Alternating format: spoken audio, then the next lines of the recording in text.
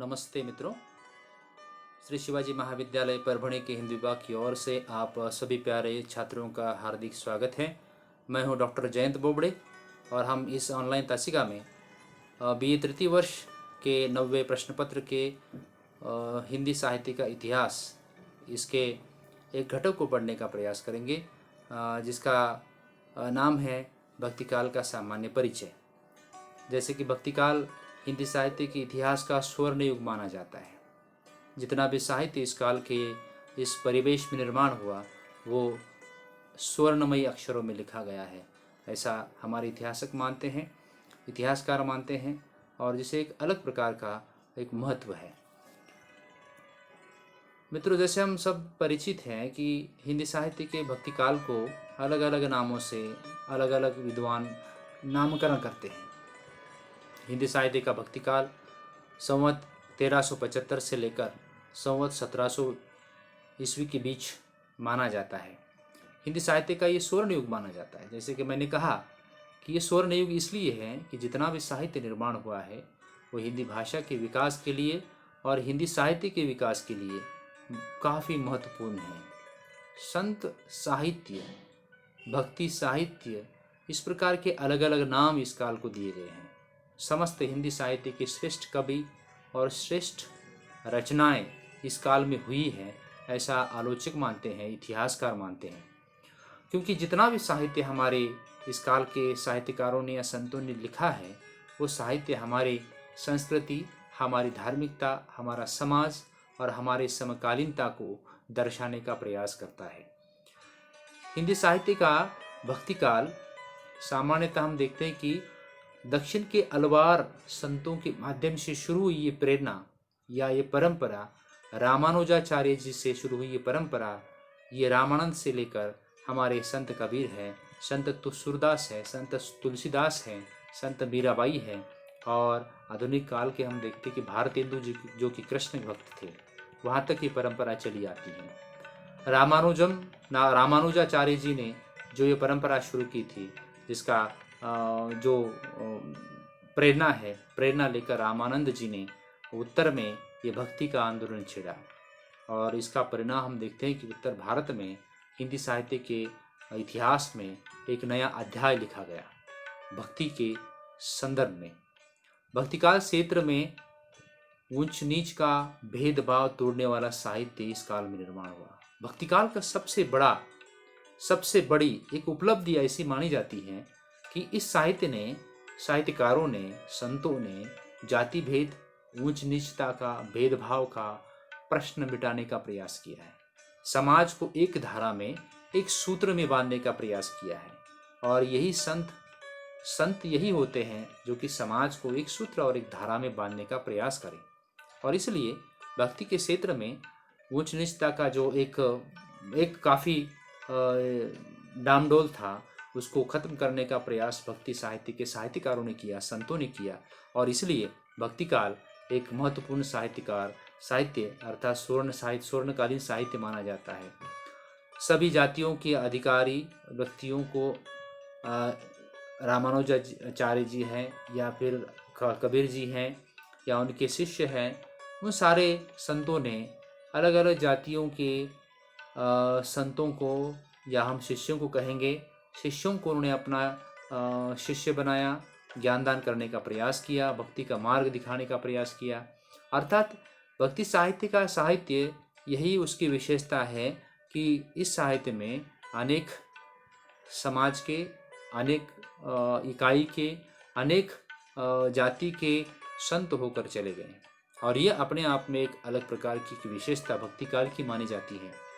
भक्तिकाल हिंदी साहित्य के इतिहास में ही नहीं तो पूरे भारत के इतिहास में एक स्वर्ण अक्षर में लिखा गया साहित्य माना जाता है, क्योंकि उस प्रकार की प्रेरणा इस काल के साहित्य से हमें मिली है। निर्गुणवादी साहित्य हो या सगुणवादी साहित्य हो, या ज्ञानाश्री प्रेमाश्री साहित्य हो, या राम भक्ति काव्य हो या कृष्ण भक्ति काव्य हो, ये सारा साहित्य हमें कुछ ना कुछ देकर जाता है, कुछ ना कुछ दिया है। और इसी साहित्य के कारण हम देखते हैं कि भक्तिकाल को स्वर्ण युग माना जाता है। इस भक्तिकाल का सामान्य परिचय पढ़ने के लिए कुछ हम इस प्रकार के एक आकृति को हम देखेंगे जिसमें हमने भक्ति काल का विभाजन किया है। हमारे इतिहासकारों ने साथ साथ समीक्षकों ने इसका अलग प्रकार से विभाजन किया है। प्रमुखतः भक्ति काल में दो प्रकार की काव्य धाराएं चली। एक है निर्गुण भक्ति काव्य धारा और दूसरी है सगुण भक्ति काव्य धारा। निर्गुण भक्ति काव्य धारा माने क्या? निर्गुण भक्ति काव्य धारा के जो कवि हैं वे कवि अपने आराध्य को निर्गुण निराकार में मानते हैं। माने निर्गुण निराकार माने क्या? कि उनका आराध्य इस पृथ्वी के हर कण कण में बसा हुआ है, निराकार है, निर्गुण है। और ऐसा आराध्य के प्रति इस निर्गुण काव्य धारा के कवियों ने आराधना की है। दूसरी काव्य धारा यहाँ पर जुड़ जाती है, वो सगुण भक्ति काव्य धारा है। सगुण भक्ति काव्य धारा के संत कवियों ने अपने आराध्य को उसके गुण, उसके रूप के प्रति आराधना करने का प्रयास किया। जैसे कि हम देखते हैं कि निर्गुण काव्य धारा के कवियों ने अपने आराध्य को रूप के रूप में स्वीकारा नहीं है, गुण के रूप में स्वीकारा नहीं है, उसका कोई रूप नहीं है। लेकिन सगुण भक्ति काव्य धारा के कवियों ने और संतों ने वहाँ पर हम देखते हैं कि अपने आराध्य को, जिसको भी वो मानते थे, उसको एक रूप के रूप में, उसकी आकृति के रूप में, उसके चेहरे के रूप को स्वीकारने का प्रयास किया है, उसके सगुण रूप के प्रति भक्ति करने का प्रयास किया है। जब हम चर्चा करते हैं निर्गुण भक्ति काव्य धारा की, तो ये भी काव्य धारा दो शाखाओं में विभाजित की जाती है। पहली है ज्ञानाश्री शाखा और दूसरी है प्रेमाश्री शाखा। ज्ञानाश्री शाखा का अर्थ है जो भक्त का कवि या जो संत जिन्होंने ज्ञान के आधार पर अपने परमात्मा को प्राप्त करने का प्रयास किया है, वो ज्ञानाश्री शाखा है। प्रेमाश्री शाखा के कवि, संत कवि या संत ये मानते थे कि प्रेम के आधार पर हम हमारे परमात्मा के पास या परमात्मा का दर्शन कर सकते हैं। ये थोड़ा सा निर्गुण भक्ति काव्य धारा में थोड़ा सा हम देखते हैं कि इन दो धाराओं में थोड़ा सा परिवर्तन है, लेकिन भक्ति कैसी है? निर्गुण ही है, लेकिन मार्ग अलग है, उद्देश्य एक ही है। निर्गुण भक्ति काव्य धारा उद्देश्य है, लेकिन मार्ग दो अलग अलग है। एक का मार्ग है ज्ञानाश्री, ज्ञान, दूसरे का मार्ग है प्रेम। प्रेम के आधार पर हम परमात्मा का दर्शन पा सकते हैं, ज्ञान के आधार पर हम परमात्मा तक जा सकते हैं। संत कवि, ज्ञानाश्री शाखा के संत कवियों में कुछ कवियों के नाम यहाँ पर मैं लेना चाहता हूँ, जिसमें संत नामदेव जी आते हैं, जो कि महाराष्ट्र के बहुत बड़े मराठी के साहित्यकार हैं, संत कवि हैं, और जो कुछ समय तक, कुछ काल तक, कुछ वर्षों तक पंजाब में रहे और जिन्होंने हिंदी भाषा में, हिंदी की बोली भाषा में वहाँ पर साहित्य का सृजन किया है। वे भी ज्ञानाश्री शाखा के प्रमुख कवियों में उनका स्थान निर्माण होता है।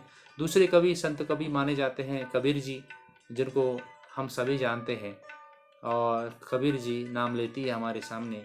उनकी फटकार, उनके अलग अलग प्रकार के समाज के जो घटक हैं उसको दिया हुआ संदेश आता है। जाति ना पूछो साधु की, पूछ लीजिए ज्ञान, मोलन करो पड़ो तलवार का, पड़ा रहने दो मैन।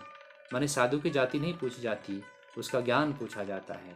इस प्रकार का संदेश जाति पाति को दूर करने का प्रयास, जातिवाद को दूर करने का प्रयास, ऊंच नीचता को दूर करने का प्रयास संत कबीर ने किया है। संत कबीर मध्यकाल के समाज सुधारक थे, और इसलिए संत कबीर के आज भी पंक्तियां हमें प्रासंगिक लगती हैं। संत कबीर ने यद्यपि उस काल में, मध्यकाल में लिखा हो, लेकिन मध्यकाल का उनका साहित्य आज भी हमें प्रासंगिक लगता है। पातर पूजे हरि मिले तो मैं पूजू पहाड़, ताते वह चक्की भली पी सिखाए संसार। माने हिंदुओं को भी फटकारते हैं, मुसलमानों को भी फटकारते हैं, हमारे धर्म के बीच उपस्थित अंधविश्वास कर्मकांड को फटकारते हैं। और ऐसे कवि संत कबीर ने ज्ञान के आधार पर अपने परमात्मा के साथ दर्शन करने का प्रयास किया है। वो अपने आराध्य को निर्गुण निराकार मानते हैं, आराध्य को ज्ञान के आधार पर प्राप्त करने का प्रयास करते हैं। इसके अनेक और भी साहित्यकार, जिसमें रैदास है, गुरु नानक देव हैं, संत दादू दयाल है, संत सुंदरदास है।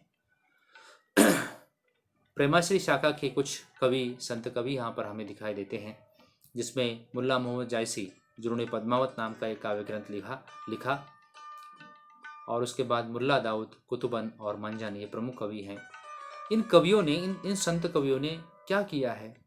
हिंदू और मुसलमानों के बीच की खाई को दूर करने का प्रयास किया है। और इन्हें सूफी संत कहा जाता है। सूफी काव्य भी इसे कहा जाता है। प्रेम के आधार पर आत्मा और परमात्मा का मिलन हो सकता है, ऐसी धारणा इन कवियों की थी। और इन कवियों ने उनके साहित्य में जितना भी साहित्य लिखा है, चाहे मंजन हो, चाहे कुतुबन हो, चाहे मुल्ला दाऊद हो, उन्होंने साहित्य जितना लिखा है वो साहित्य में हिंदू चरित्रों का निर्माण किया है।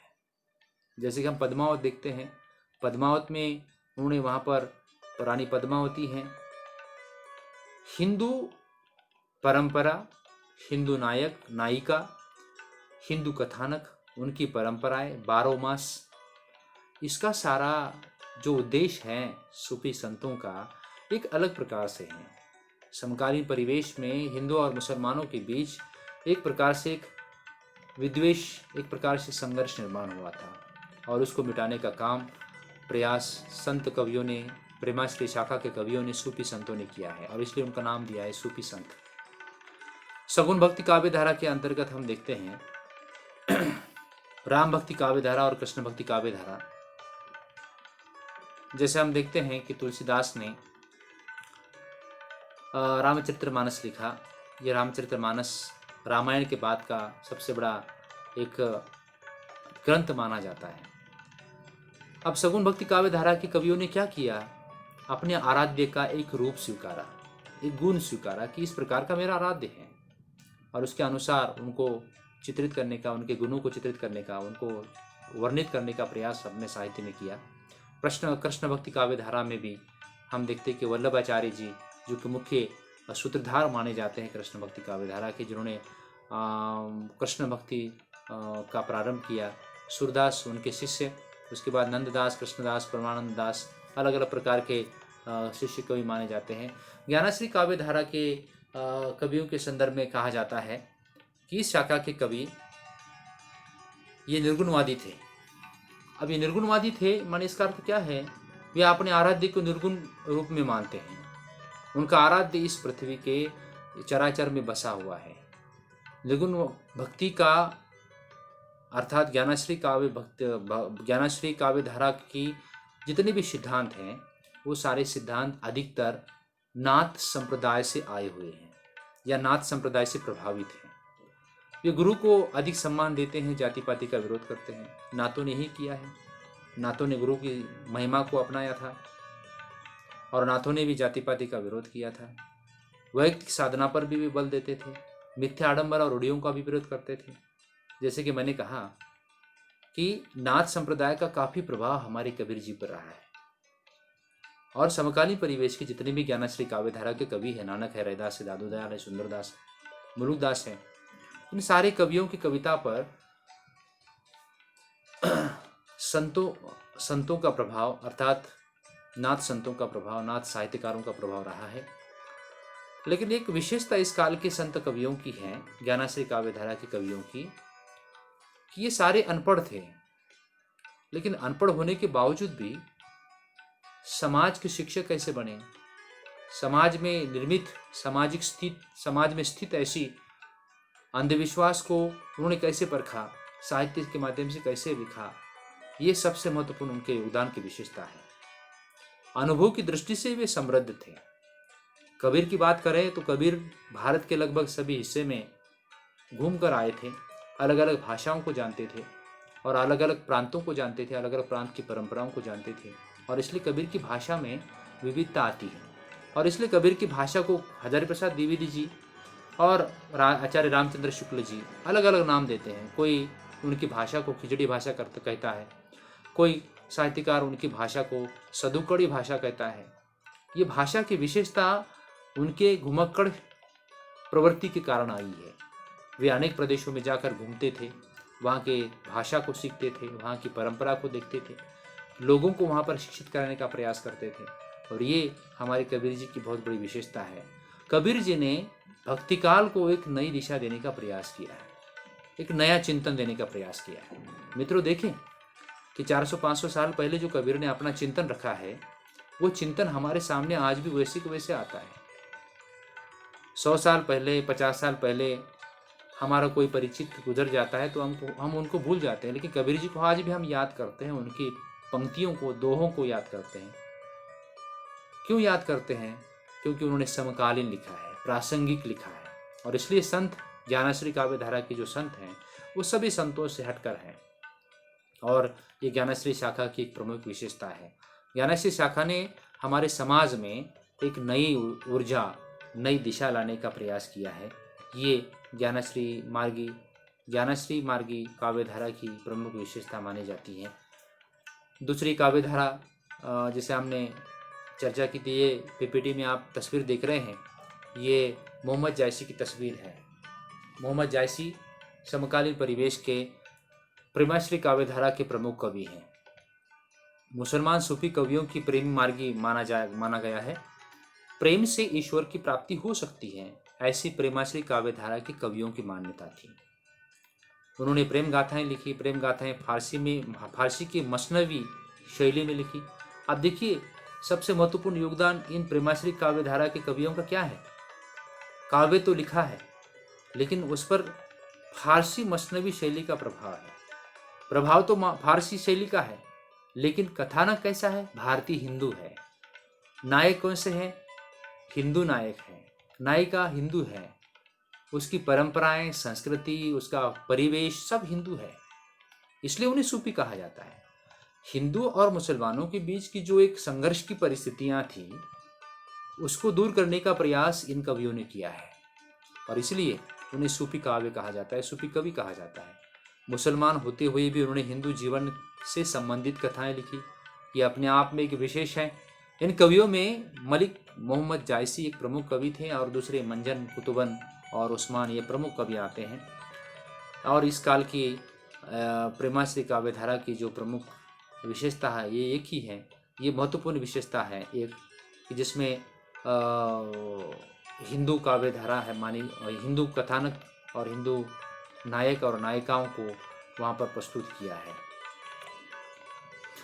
दूसरी सगुन भक्ति काव्य धारा के अंतर्गत जो पहली भक्ति धारा आती है, जिसका नाम है कृष्णा राम भक्ति काव्य धारा और कृष्ण भक्ति काव्य धारा। इसमें वल्लभाचार्य की पुष्टि संप्रदाय के अंतर्गत अष्टछाप के सूरदास, कुंभनदास, रसखान जैसे महान कवि आते हैं, और जिनकी कविता में अपना आराध्य कृष्ण को मानते हैं, कृष्ण के रूप को मानते हैं। कृष्ण भक्ति काव्य धारा की विशेषता रही है, विशेषता सूरदास की। सूरदास मूलतः अंधे थे, लेकिन अंधे होकर भी उन्होंने कृष्ण के बाल लीलाओं का इतना सुंदर वर्णन किया है कि जिसकी आंखें वो व्यक्ति है, वैसा भी वर्णन वो जो दिखाई देता है वो नहीं कर सकता। ऐसा वर्णन सूरदास ने किया है। ऐसा वर्णन कैसे कर सकते हैं? ऐसा अंधा व्यक्ति ऐसा वर्णन कैसे कर सकता है कि उस काल में अष्टछाप के जितने कवि थे वो कृष्ण भक्त कवि थे, और जिन्होंने कृष्ण की भक्ति के, कृष्ण के वर्णन के अलग अलग लीलाओं का गान किया। और ये लीलाओं का गान हमारे सूरदास सुनते थे, और परिणाम तब वो अपने साहित्य में उतारते थे। वात्सल्य एवं श्रृंगार के सर्वोत्तम काव्य का सृजन इस काल में हुआ। भगवान श्री कृष्ण का बाल एवं किशोर का वर्णन इसमें हुआ। सभी कवि गायक थे, इसलिए कविता और संगीत का अद्भुत समन्वय इस काल के कविता में मिलता है। प्रेम लीलाओं को राधा कृष्ण की अलौकिक प्रेम लीला द्वारा विकसित किया गया है। प्रमुख कवि सूरदास, नंददास, मीराबाई, हित हरिवंश, हरिदास, सुजा, रसखान और नरोत्तम दास, ये प्रमुख कवि कृष्ण भक्ति काव्य धारा के माने जाते हैं, और जिन्होंने कृष्ण भक्ति की कविता लिखी, कृष्ण का वर्णन किया। जन्म, उनके उनका जो बचपन है, उनका खेल है, उनके प्रेम लीलाएं हैं, ये सारा चित्रण कृष्ण भक्त काव्य धारा कवियों ने लिखा है। इन कवियों की विशेषता है कि इन्होंने अपना सब कुछ कृष्ण को माना है। जैसे कि हमारी मीराबाई अपना पति, अपना सब कुछ कृष्ण को मानती है, और इस काव्य धारा में कृष्ण को मद्देनजर रखते हुए या कृष्ण को केंद्र बिंदु में रखते हुए कविता का सृजन हुआ है। रामाश्री शाखा अर्थात राम भक्ति काव्य धारा के प्रमुख कवि के रूप में हम संत तुलसीदास जी को मानते हैं। तुलसीदास हिंदी साहित्य के श्रेष्ठ कवियों में से एक है, और जिन्होंने रामचरितमानस काव्य ग्रंथ लिखा, और जिसमें मंगल भावना का भी प्रस्फुटन किया गया है। लोकमंगल की धारणा, लोकमंगल की भावना का भी चित्रण किया है। राम को वहाँ पर महत्वपूर्ण रूप में प्रस्तुत किया है। अनेक भाषाओं और छंदों में राम कथा लिखी और अग्रदास, नाभादास तथा प्राणचंद चौहान आदि प्रमुख कवि इस काल के माने जाते हैं। और इस तरह से हम देखते हैं कि भक्ति काल में इस प्रकार का 4 अलग अलग काव्य धाराएँ चलती हैं और 4 अलग अलग काव्य धाराएँ अलग अलग कवि के माध्यम से हमारे सामने आते हैं। उद्देश्य एक ही है, भक्ति करना, लेकिन मार्ग अलग है। निर्गुण निराकार को अपना आराध्य मानना और उसके अनुसार भक्ति करना, जिसके अंतर्गत ज्ञानाश्री काव्य धारा कबीर जी आते हैं। निर्गुण निराकार को अपना आराध्य मानना, जिसके अंतर्गत प्रेम के अंतर्गत उसके पास जाना, प्रेमाश्री काव्य धारा का इसका सम्मिलन होता है। और सगुण भक्ति काव्य धारा के अंतर्गत 2 काव्य धाराओं का सम्मिलन होता है, एक कृष्ण भक्ति काव्य धारा और राम भक्ति काव्य धारा। और इस तरह से हम देखते हैं कि भक्ति काल में इस प्रकार का प्रमुख 2 प्रकार का साहित्य निर्माण हुआ, एक सगुण भक्ति काव्य धारा और निर्गुण भक्ति काव्य धारा, और इसके अंतर्गत 2 प्रमुख काव्य धाराएँ। और इन काव्य धाराओं की विशेषताओं को हमें प्रवृत्तियों को, इनकी काव्य धारा की प्रवृत्तियों को भी हमें पढ़ना है। लेकिन भक्ति काल का परिचय इस छोटे से सीमित रूप में हम देख सकते हैं, लेकिन एक विस्तृत ऐसा रूप भक्ति काल के साहित्य का है जिसे हमें अगली तासिका में पढ़ना है। धन्यवाद।